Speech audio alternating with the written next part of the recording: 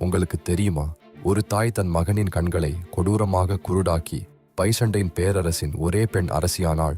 கிபி 797 ஏதென்ஸின் ஐரீன் வரலாற்றின் மிக கொடூரமான தாய்மையின் துரோகத்தை செய்தாள்.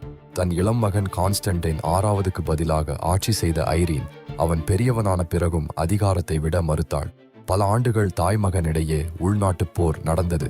இறுதியில் ஐரீன் தன் மகனை பர்பிள் அறையில் அவன் பிறந்த அதே இடத்தில் சிவந்த இரும்பினால் கண்களை குருடாக்கினாள். பைசண்டைன் நம்பிக்கையின்படி குருடர்கள் ஆட்சி செய்ய முடியாது. ஐரீன் பேராசிரியர் என்று தன்னை அழைத்து கொண்டு 5 ஆண்டுகள் ஆட்சி செய்தாள். இது மத்திய கால ஐரோப்பாவை அதிர்ச்சியில் ஆழ்த்தியது. சார்லமேன் அவளை மணந்து ரோமானிய பேரரசுகளை ஒன்றிணைக்க நினைத்தான். ஆனால் கிபி 102 ஐரீன் அதிகாரத்திலிருந்து தூக்கி எறியப்பட்டு லெஸ்போஸ் தீவில் நாடு கடத்தப்பட்டு இறந்தாள்.